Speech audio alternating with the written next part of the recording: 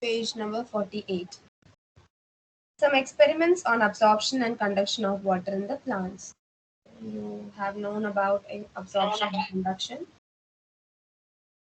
Yeah, you have known about absorption and conduction in plants. Now there are some experiments to show you how the absorption and conduction takes place. You have read it theoretically, but if you want to understand it practically, you have these examples. So many examples are given. 3 to 4 examples are there. So we will start. So first experiment to show that roots absorb water. Okay. Take a test tube filled with water, mark the level of water and put a few drops of oil into it and prevent any loss of water by evaporation. This is the control setup. For the experimental setup, prepare a similar test tube with an equal level of water, pull out a young leafy plant from the soil with its root intact and insert the roots of this plant in test tube B. Put a few drops of oil in to prevent any loss of water by evaporation. Again, leave the two test tubes undisturbed. After a day or two, you will find that the level of water in the test tube B falls but not in test tube A, proving that the water lost in test tube B was absorbed by the roots. Very easy experiment. You can see test tube A and B. So both the test tubes are filled with oil. Some oil is put on the surface so that water will not get evaporated. Otherwise, in hot temperature, evaporation is in faster rate. So if you don't put oil, the water will get evaporated. This layer of oil will prevent the water from getting evaporated. So in test tube A, we have taken simple water and oil. Then in test tube B, we have placed a fully fresh plant with roots in it. Okay, we are experimenting absorption by roots, so we cannot put stem. We have to put the whole plant with the root in it. So after 2 days, you can see the water level. It it loses its water level. You can see in B, it's full, and then after 2 days, you can see the water has been lost by the test tube. The water has gone somewhere. Where it has gone? Inside the roots. The roots has taken up the water. So that's why in the third diagram you can see water is less. So this was very easy. Now second experiment to show that water is conducted upwards through the xylem. This is for showing that water is conducted through the xylem. A medium-sized young balsam plant is uprooted, washed and placed in a beaker containing a stained eosin solution, pink, solution pink in water. The roots should be completely submerged in the solution. This setup is kept aside for 3 to 4 hours. At the end of this period, the plant is taken out of the solution and washed in tap water. Then a transverse section of the root, stem, and leaves is made and examined under a microscope. The xylem vessels will appear distinct from the rest because these will be stained red by the dye. So you can see this diagram. A root transverse section, stem transverse section is there, and the leaf transverse section is there. So we are taking the stain eosin, which will turn eventually red into color, because so that we can identify the xylem tissue. If we just cut a section and if we examine under a microscope, we will not be able to identify them because they look similar. But if we stain that particular portion, we all know that xylem tissue is found in the center. So in the center, if we put some eosin stain, it is a stain. Iodine, eosin, these are some stains used in laboratories. So eosin, after staining with eosin, you can see that the xylem vessels will be pink or red in color. They will appear more distinct than the other cells. Clear? So this experiment is to show that water is conducted by the xylem. Clear? Now, vascular bundles in the stem, roots, leaf stalks, and leaf veins are all continuous and form an unbroken system of tubes. Collectively, they form transport system throughout the entire plant. Water and salt travel upwards mainly in the xylem, and food substances travel up and down in the phloem. Xylem is responsible for carrying water and minerals, and food is carried by the phloem. So this is about that itself, collectively known as the vascular bundles, and they are responsible for the conduction of different things inside the plants. Then experiment 3, conduction of water through xylem. So take 2 leafy shoots such as those of balsam plant which have been cut underwater to prevent any air bubbles getting in. Keep their lower ends dipping in water. Remove about 3 centimeter long outer ring of the stem in one of them as shown in beaker, keeping the central part intact. Okay, yeah, keeping the central part intact. A ringing experiment also called girdling.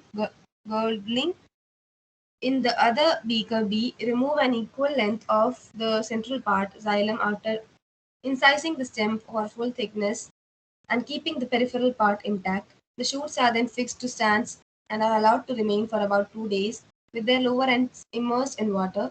It will be found that the leaves in the first twig remain turgid and stands out almost normally, but those in the second twig get wilted and droop down.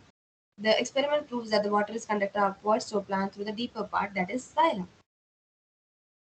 Okay, so portion A, you can see a beaker with a plant in this. Xylem is present, and the beaker B, xylem is cut from between. So you all know who is responsible for water and mineral conduction? Xylem. So in A, xylem is proper. Water will just conduct upward toward the leaves and the different branches through the xylem. But in B portion, in B diagram B, the xylem is cut. Because of that cut, water is not properly reaching the level which it should reach, or it is not properly reaching the different leaves and the branches. That's why in the beaker B, the plant which is placed in the beaker B, the leaves will droop down, it will hang down because the water has not reached the leaves. Clear? This is also very simple experiment showing the conduction of water through xylem. Then experiment 4 to show that food from the leaves is conducted downwards to the phloem in the stem. So cut a ring around the stem of a healthy potted plant or around a thin twig of guava or any other tree deep enough to penetrate the phloem and cambium, but not the xylem. It will be seen that sap starts oozing out from the farther cut margin of the stem, showing thereby that sap in the peripheral part flows in a downward direction. After some weeks, it will observe that the part of the stem above the ring has grown in diameter, and the stem below the girdle has stopped growing and may even die. When the stored organic contents of the lower part are exhausted, the fresh, healthy condition of the leaves in this experiment also proves that the leaves continue to get a supply of water through the deeper located xylem.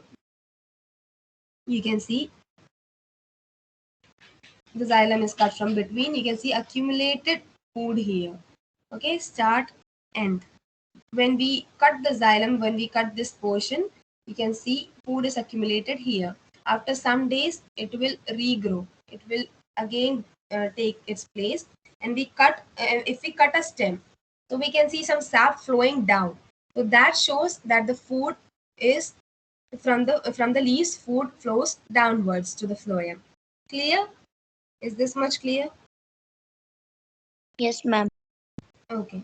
So these are very simple experiments showing the absorption of water by roots and the conduction by xylem, then the movement of food towards the phloem from the leaves. So this is very simple. You have learned already. This is just an experiment to show the process. Then come on page number 50, the last topic. Forces contributing to ascent of sap. Now, what is the ascent of sap? You already know, I told you before, ascent of sap is the increase of the sap content inside the plant body or the rising up of sap content. You all know what is a sap? Okay, sap is the contents of the plant. It contributes water, mineral, ions, etc. So this sap, the food, the waste material, everything is togetherly or collectively known as the sap. So the sap, it rises inside the plant body. How it rises? Due to the root pressure. Before, previously we studied the root pressure. When the root pressure is created, it exerts pressure on the wall, and thus it eventually increases the level of sap inside the plant body. So there are some forces which contribute to this level of this rising level of sap. The first is root pressure. I already told you, when the force is great, when the force is exerted on the walls, it will eventually rise up the level of sap. Then capillarity. Capillarity of xylem vessels causes the water from lower level to rise to fill up the vacuum created by the loss of water due to transpiration from the leaves. Narrower the diameter of tube, greater will be the height of water rising in it, exerting a force called capillary force. The capillarity is also a force like root pressure which heads the water to go upwards to rise inside the plant body and helps in transpiration. And it is also written narrower the diameter, greater will be the height of water rising. You all know if the diameter is high, if the diameter is wide or it is more, what will happen? It will take some time to reach.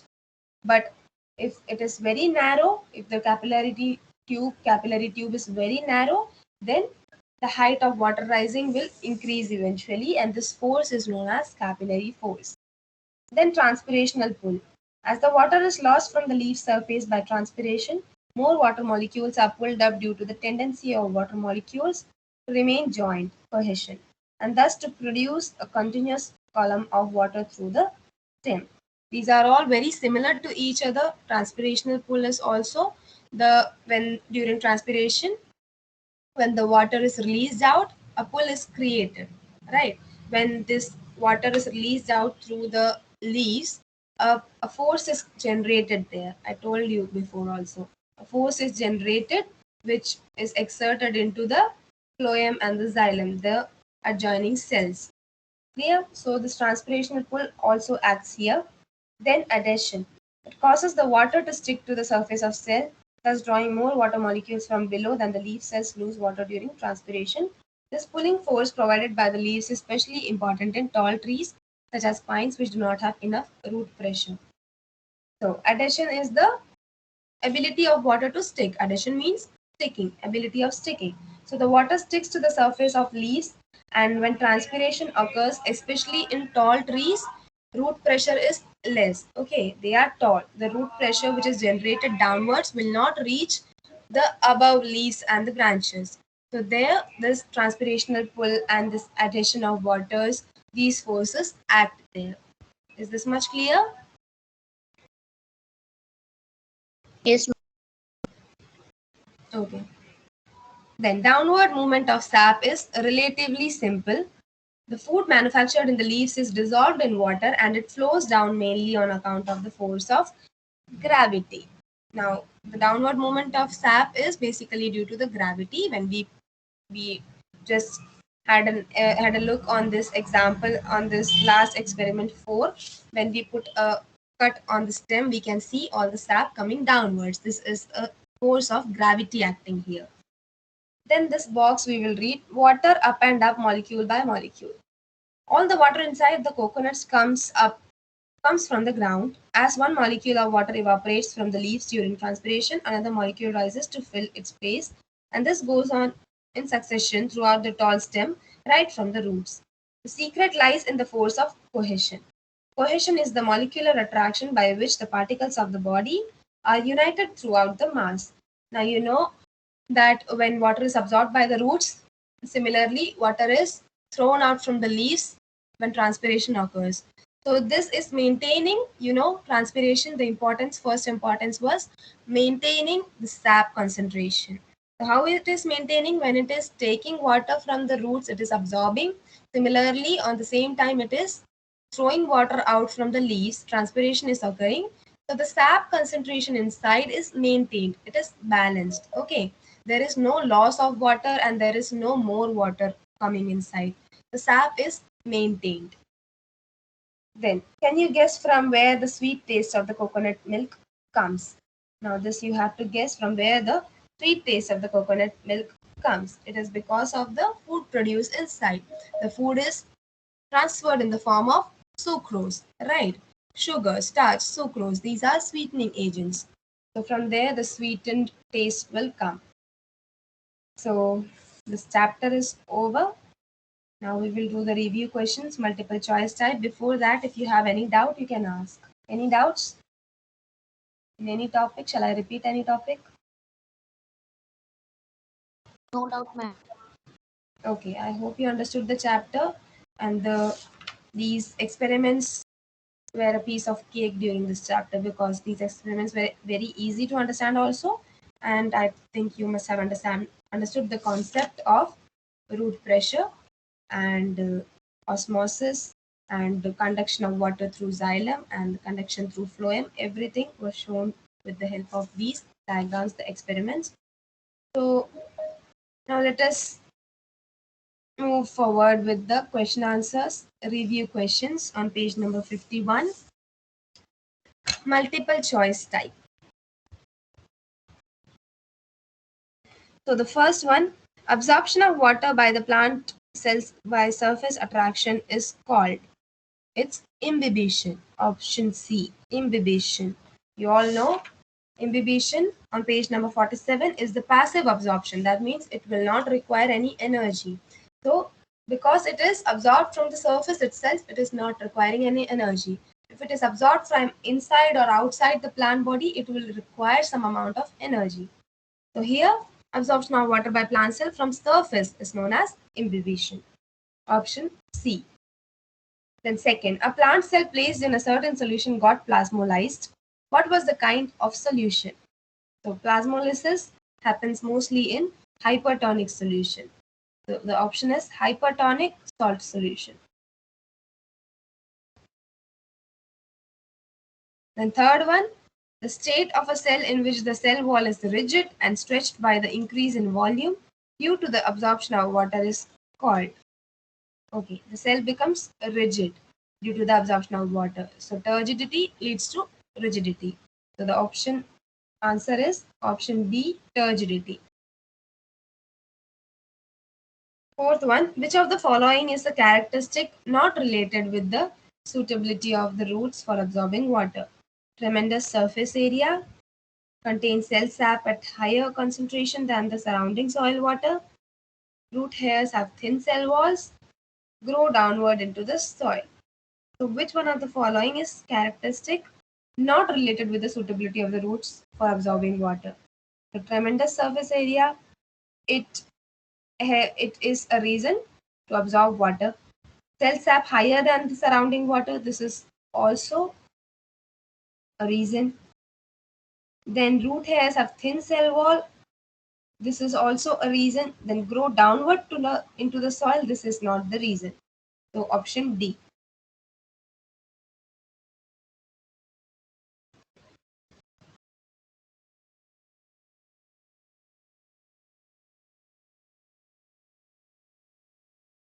Ma'am, what is the answer of fourth? Fourth one answer is, just a minute, I'll check once again. Which of the following is characteristic not related with the suitability? It is asked which is not the characteristic. So it will be option B. It will not be D. It will be option B because cell sap is already higher inside. So it is not an option for absorbing the water. Option B. Contains cell sap at a higher concentration than the surrounding soil water. Option B. Then movement of molecules of a substance from the region of their higher concentration to the region of their lower concentration without involvement of separating membrane. Obviously, it is diffusion. Diffusion is the movement of higher substances, water molecules from higher to lower concentration when they are in direct contact. When there is a membrane, it is known as osmosis. So here the answer is diffusion. D. Then osmosis and diffusion are the same except that in osmosis there is a selectively permeable membrane in between. Option C. Option C. Then the highest water potential capacity, sorry, the highest water potential capacity to move out to higher concentrated solution is that of, so which solution has the highest water potential, that is capacity to move out to higher concentrated solution? Obviously water. Okay, obviously the answer is A, pure water, because if 10% salt solution is added it will become more thick. Same goes with honey, same goes with sugar solution. Everything will make the concentration more thicker. So pure water has the highest potential to rise upward and to flow downwards for everything. Then The space between the cell wall and plasma membrane in a plasmolysed cell is filled with, plasmolysis means refers to hypertonic solution. So here answer is C, hypertonic solution.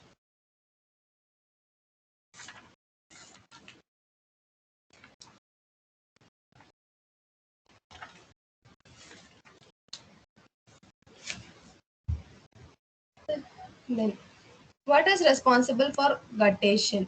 Osmotic pressure, root pressure, suction pressure, capillarity. So guttation, here it is written in the second line, page number 47. The root pressure is high enough to force the water all through the stem and comes out through the ends of leaf veins. So who is responsible? Root pressure. Option B, root pressure. The last one, 10th most appropriate characteristic of a semi-permeable membrane is that it has minute pores, it has no pores, it allows solute to pass through, it allows solvent to pass through freely but prevents the passage of the solute. Yeah, D. Option D. It allows a solvent to pass through freely but prevents the passage of solute. You all know the difference between solvent and solute, right? Solvent is liquid substance, watery substance. Solute is particles like sugar particles and so these sand particles, these some minute particles which have a little larger size and shape, they are not passed through the semi-permeable membrane. So option D is the right answer. Then B, very short answer type. The condition of a cell placed in a hypotonic solution. In a hypertonic solution, it is plasmolysed. So in a hypotonic solution, the condition is basically turgid. Turgid. Then B. The process by which intact plants lose water in the form of droplets from leaf margins. Guttation. Okay.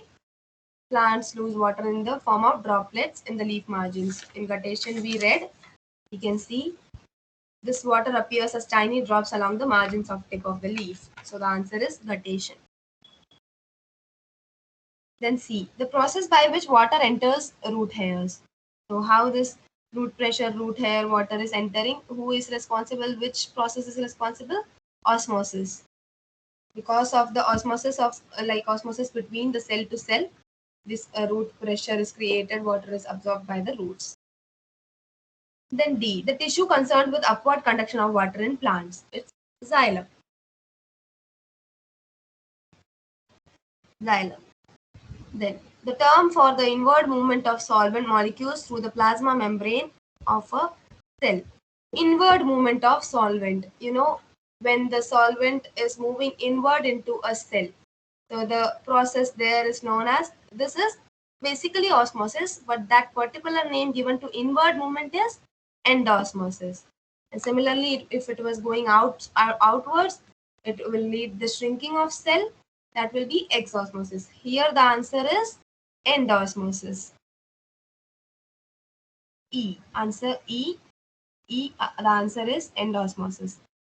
Then F. The process by which molecules distribute themselves evenly within the space they occupy.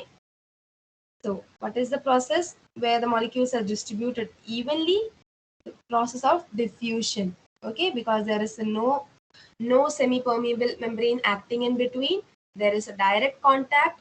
Like in diffusion experiment we saw, when we place a colorful, like we place a, mm, a red color capsule of potassium at one side, it will diffuse eventually. Like after some time, the whole water will turn red. On page number 39, it is shown. Okay. So diffusion is the answer here, the process by which molecules distribute themselves evenly. Diffusion.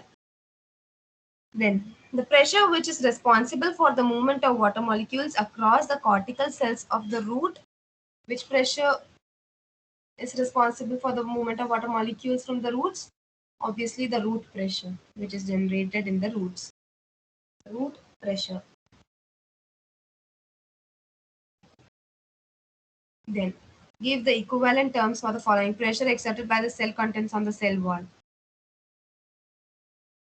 Okay, pressure exerted by the cell content. When it was root, it was root pressure. Then the just a minute.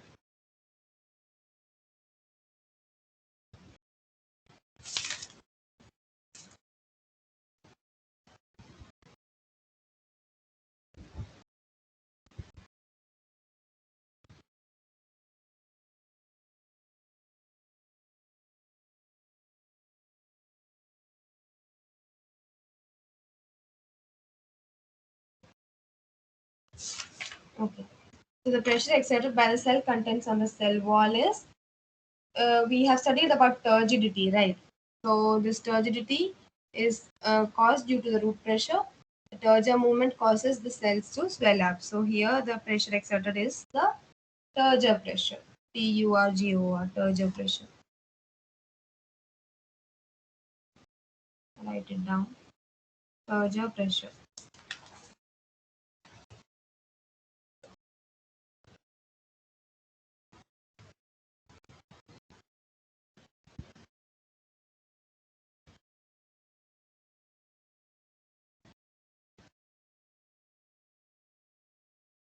Then second one, the condition in which the cell contents are shrunken.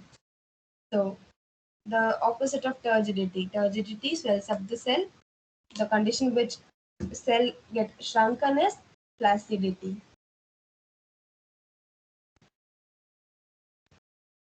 The loss of water through a cut stem. What loss of water through a cut stem is known as? Okay, that was in page number 46, right hand side, when we were experimenting the turgor in root cells. Right hand side, its loss of water cell sap through the cut stem is called bleeding. Bleeding.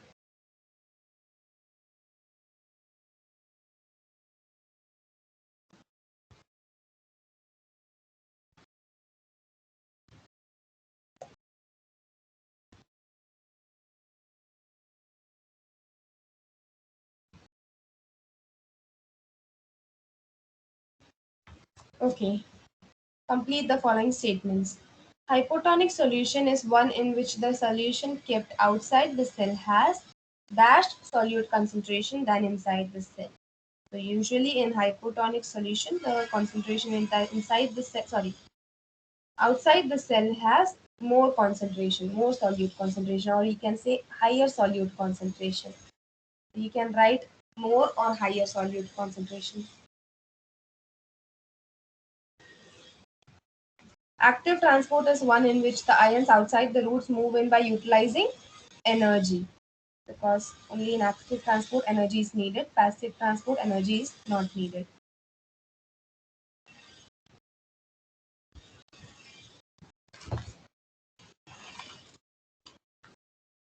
Okay. Then the bending movements of certain flowers towards the sun and sleep movements of certain plants at night are examples of turgor movement. Okay, it's on page number 47, left hand side, turgor movement.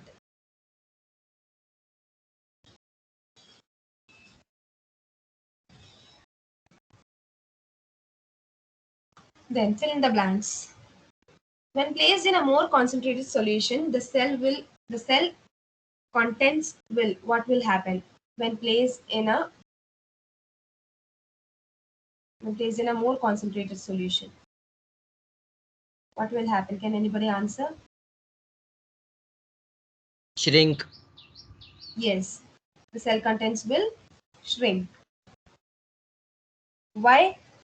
Why the cell content will shrink? Because it's a concentrated solution. So there, what is happening? The water is going out. The solution is become more concentrated. So exosmosis is taking place. So it leads to the plasmolysis of cells and it leads to the shrinking of cell.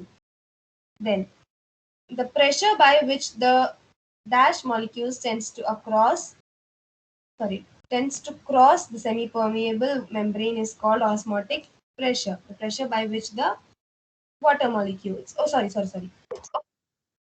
Dash molecules tends to cross the semi-permeable membrane is called osmotic pressure. Yeah, water molecules. Water. Yes, water molecules. Then C. Active transport is in a direction dash to that of diffusion. Active means active means energy is needed. Water is flowing from downwards to upwards, and in diffusion, it is just evenly distributing. So what will be the answer? It is opposite. Opposite. Yeah, it is not the same. It is opposite.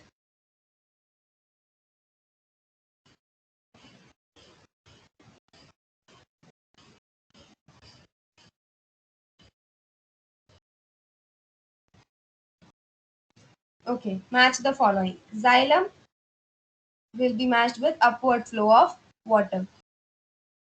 Fourth one. Then phloem, downward flow of sap. Third one.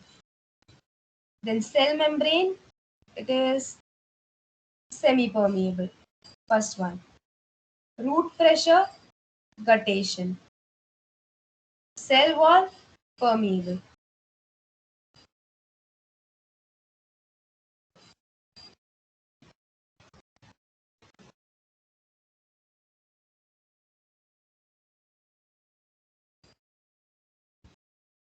Clear? Xylem, Yes, ma'am. upward flow of water. Phloem, downward flow of sap. Cell membrane is semi-permeable. Root pressure refers to guttation. Guttation is caused because of root pressure. So that's why root pressure, guttation. Then cell wall is freely permeable or permeable, second one. Then we have the short answer type. I request you all to try to write these answers. Don't write true or false, only the differentiate between you have to write in short answer. Only first one, differentiate between the following. Don't write true or false. True or false you have to write in book. Then again, true or false, third one also don't write in book. Sorry, don't write in notebook, write in book. Only the first one, differentiate between you have to write in notebook, and the descriptive type you have to write in notebook. So try to write this in your own. If you don't get any answer, uh, try to contact me. I will help you out in finding the answer. Every answer is in the book itself. Plasmolysis, deplasmolysis, Turgor pressure, wall pressure, everything. Short answer type, you have to write one sentences and differentiate them. Then descriptive type, you have defined the following and examples of Turgor movements in plants. Everything is in the book. So we have completed this chapter. Try to write the answers from now onwards so that on the day of submission, you have to complete this chapter also. Complete this chapter also and give me the notebooks. When is your day of submission of notebooks for 10th standard? It's in next 12, week. I think. Okay, yeah, 12 or 13. Yeah. Whenever is the date, it's next week. So you have time. You have 3 to 4 days, 4 5 days you have. So write the answers in your notebooks. If you don't get any of the answer, contact me. I'll help you out. Clear? Okay, ma'am. Then you have the structured and applicational skill type. Leaf cell of a water plant was placed in a liquid other than pond water. After some time, it is assumed a shape as shown below. Cell wall plasma membrane. If the term for state of the cell, it has coil. Okay, it was kept in water for some time. So give the term for the state of the cell, it has acquired. So what is the term for the this swollen shape? Okay, turgidity, turgid. So the term turgid will be written here.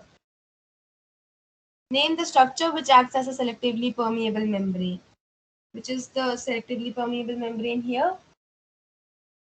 The cell membrane.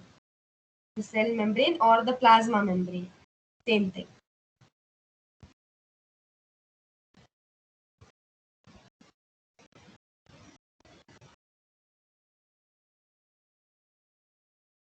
Comment on the nature or the tonicity of the liquid surrounding the cell. So the liquid, it is dilute liquid. That's why it is helping the cell to, or it is just filling up the cell. If it was concentrated, the cell will shrink. So it's a dilute solution or a dilute liquid. Then name any one of the feature of this plant cell which is not present in animal cell. So you all know the main difference between plant and animal cell. Plant cell have a cell wall, but animal cell only have an outer cell wall.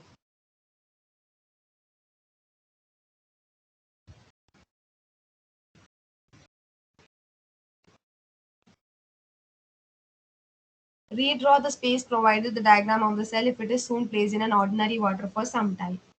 So you have to redraw. It will again regain its shape. You can redraw it later. So the shape will regain. This swollen part will regain its shape and it will acquire a normal shape after placing it in an ordinary water. Then the diagram below represents an experiment set up demonstrates certain process. Study the same answer and question that follow. Okay, this is given in your page number 40. This experiment is there. You have to name the process. Okay, define the named process. So this is basically osmosis. Okay, the process is osmosis, and you have to define osmosis. What you would observe in the experiment setup after an hour or so, you can read this experiment 2 on page number 40. Just write the page number so you can get the answer from there. Page number 40, you will get all the answers from there. So this is a root here. You have to label. This is also there in your page number 38. Write the page number. Try to write the answers. This you have to do it in the book itself. Don't write in copy. Only short answer type, differentiate between, and the descriptive type you have to write in copy. Other things you do in the book itself. Then page number 38, third answer, page number 38, fourth answer, study the diagram given below and answer the questions. Okay, answer the following. This is this experiment, what we did on page number 48. Okay, experiment that shows absorption of water from roots. That experiment. Then fifth one is a little logical question. You can do it on your own. If you don't understand, then ask me in the next class whenever we are having. Okay, tomorrow we have the next class, right? Yes, ma'am. Okay. So if you have any doubt in these questions, ask me tomorrow. Today we are stopping here. Try to do this and try to write the question answers as soon as possible in your notebook. Clear? Yes, ma'am.